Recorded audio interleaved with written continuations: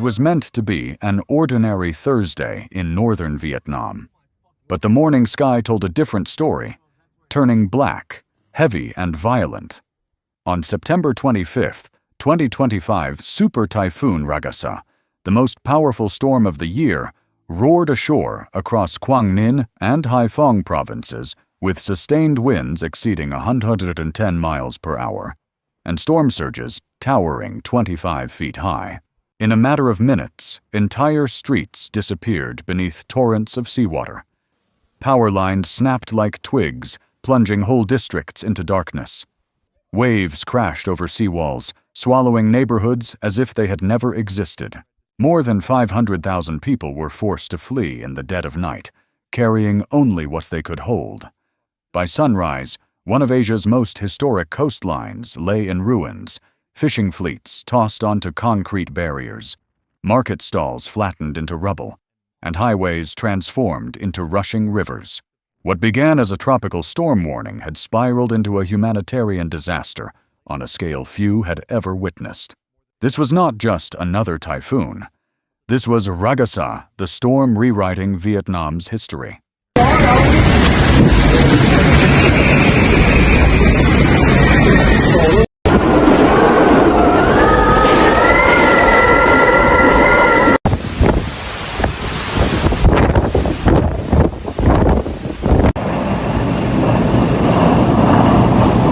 At exactly 2 p.m. on September 25, 2025, Super Typhoon Ragasa made its violent landfall in Quang Ninh province, hammering the world-famous Ha Long Bay with sustained winds of 177 km/h, 100 mph, and gusts well beyond that mark.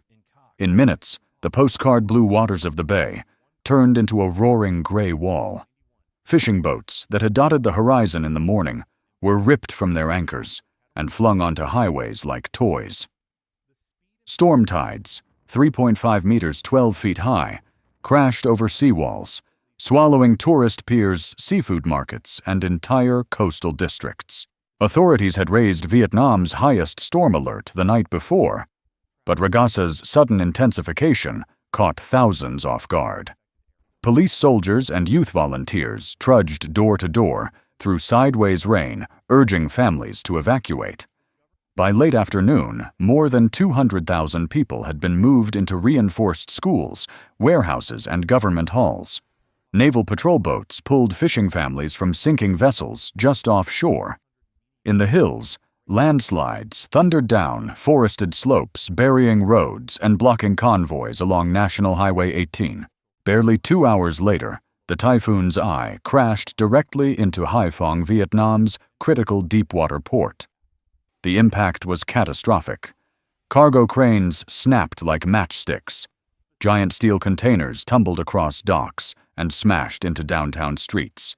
6-meter waves 20 feet pounded river embankments until they crumbled. In only 6 hours, over 250 millimeters, 10 inches of rain, deluged the city. Power substations failed one after another, plunging both industrial zones and residential neighborhoods into total blackout. Emergency managers reported 400 flights canceled, all ferries suspended, and rail lines cut by floodwaters. Highways into the interior became raging rivers of mud and debris, sweeping away vehicles in their path. Paramedics waded chest deep to reach stranded patients while hospitals struggled on failing generators.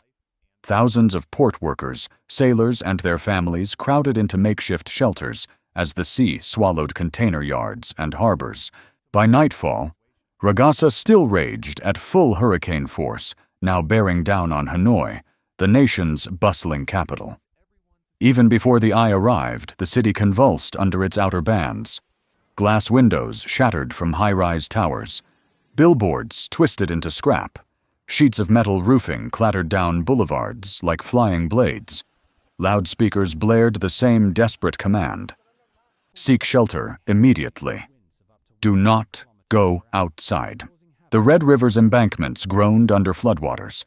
Key intersections vanished beneath torrents that swept aside motorbikes and cars alike. Transformers exploded in bursts of sparks, leaving entire districts in darkness. More than 180,000 residents from riverside neighborhoods scrambled to upper floors or emergency shelters as soldiers and engineers fought to reinforce dikes and pump stations. By midnight, Ragasa had carved a corridor of devastation stretching from Quang Ninh through Haiphong to Hanoi. Early reports spoke of tens of thousands of homes unroofed or destroyed, millions without electricity and transportation systems paralyzed. Meteorologists warned the storm's massive rain bands could dump more water through the night, setting the stage for landslides and secondary floods. The Vietnamese government declared a national disaster emergency, mobilizing the Army Coast Guard and Red Cross in one of the largest rescue operations in recent history. Relief convoys pushed north, despite blocked roads, while helicopters hovered in gale-force winds to airlift the stranded. As dawn approached Super Typhoon, Ragasa stood not just as the strongest storm of the year, but as a monumental test of resilience for northern Vietnam. The full toll of lives and losses was still unfolding hour by hour in a nation staring into the eye of history.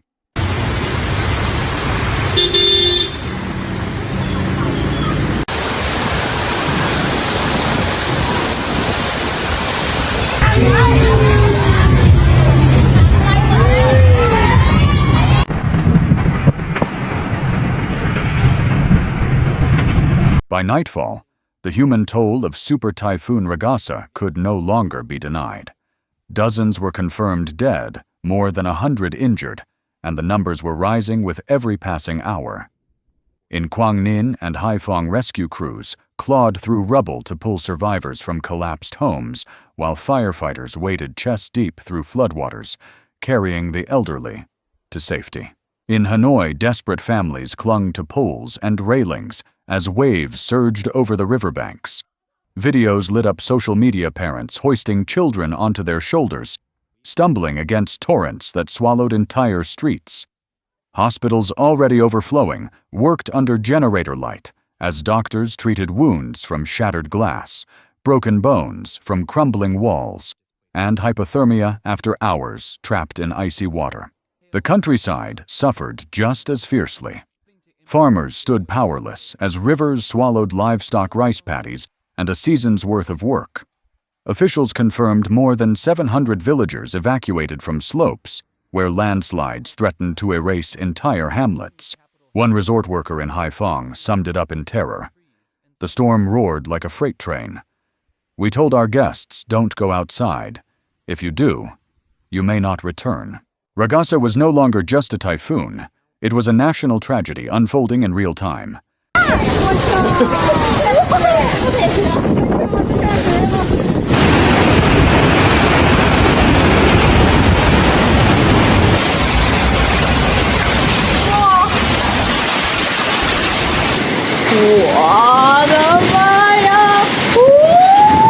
Along Vietnam's northern coast, Super Typhoon Ragasa unleashed a wall of water unlike anything in living memory. Storm surges climbed 25 feet high, crashing over seawalls and swallowing fishing villages whole. Wooden boats were tossed inland, smashing through buildings, while concrete piers splintered under the ceaseless pounding of waves. Coastal highways disappeared beneath the sea, leaving cars and buses stranded in mid-journey, as if abandoned in an ocean. But inland, it was the rain that proved deadliest. Ragasa dumped 16 to 24 inches in just 48 hours, drowning farmland, overwhelming rivers, and prying loose the steep hillsides of the north. In Lao Cai and Yenbai, landslides roared down mountainsides, burying roads under tons of mud and rock, isolating entire communities. Farmers watched in despair as rice paddies, cornfields, and orchards vanished beneath rushing brown torrents. In Quang Tri, swollen rivers burst their banks, wiping out livestock and drowning entire harvests within hours. For families already living on the edge, it was ruin upon ruin. Meteorologists warned Ragasa was not merely a storm of wind, it was a storm of water on a catastrophic scale, overwhelming every defense. Vietnam was being battered from the sky and the sea with no end in sight. Bây giờ phải cho trẻ con ra được, trẻ con và người già.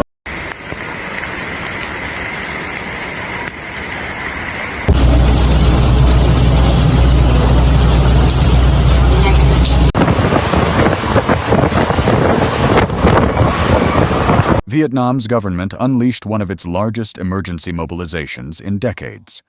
More than 35,000 soldiers, firefighters, and police poured into the hardest-hit provinces armed with trucks, boats, and helicopters.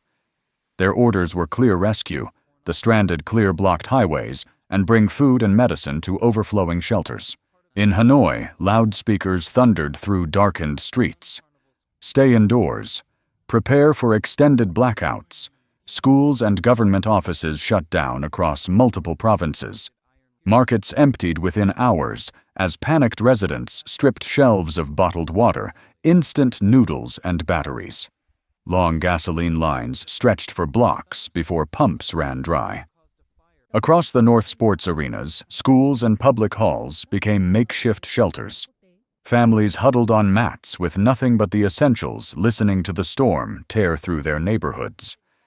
In Quang Ninh and Haiphong, sirens wailed as volunteers stacked sandbags and boarded windows, bracing for the next surge. Rescue boats navigated submerged streets, ferrying the elderly and children through torrents. Firefighters carried residents on their backs, chest deep in floodwater.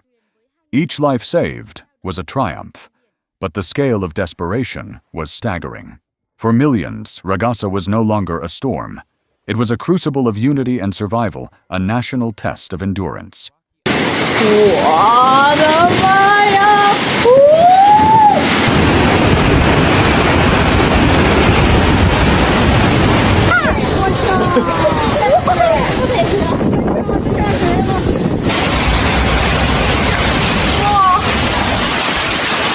But Ragasa was far from finished with Vietnam. As the storm's core churned inland, forecasters delivered a chilling warning. A second wave of destruction was already spreading across the region. Its monstrous circulation sprawled far beyond the Vietnamese coast, hurling violent rain bands into southern China and Laos. In China's Guangxi and Guangdong provinces, authorities raised emergency alerts to the highest tier. Ports slammed shut, high-speed rail screeched to a halt, and coastal villages were evacuated under military escort. Fishermen were ordered to abandon their vessels as seas climbed to 30-foot waves, threatening to erase the shoreline. Across the Gulf of Tonkin, cargo ships fled for open waters, while smaller boats simply vanished beneath walls of water. Meteorologists in Hong Kong described Ragasa as a storm without boundaries, drawing energy from overheated seas, expanding instead of weakening as it advanced. Even far inland, danger stalked. In Laos, swollen rivers bulged against dams, while in northern Thailand, disaster crews braced for flash floods from Ragasa's spiraling outer bands. For millions across Southeast Asia, Ragasa was no longer just Vietnam's catastrophe. It was a regional menace, proof that in a warming world, a single storm can destabilize entire nations.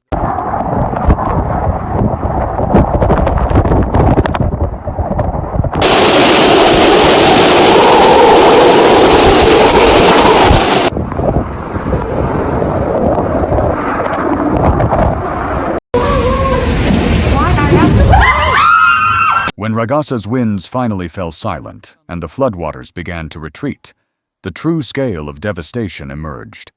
Entire neighborhoods across northern Vietnam lay shattered streets buried under sludge homes, ripped apart farmland, reduced to wasteland in mere hours. For families in Quang Ninh, Haiphong, and Hanoi, life was now split in two, before Ragasa and after Ragasa. But this was more than a tragedy. It was a warning written in wind and water. For years, climate scientists have cautioned that warming oceans are the fuel behind stronger, faster, wetter storms. Ragasa was the living proof, reshaping entire regions in just days. And it will not be the last. Vietnam's road to recovery will stretch into months, perhaps years. Yet for the rest of the world, the lesson is urgent. Extreme weather is no longer rare. Preparedness, adaptation, and resilience are not luxuries. They are survival. If this story moved, you don't just watch act. Like this video, subscribe for breaking coverage and share it to raise awareness. The next storm is already forming. The question is not if it strikes, but whether we'll be ready when it does.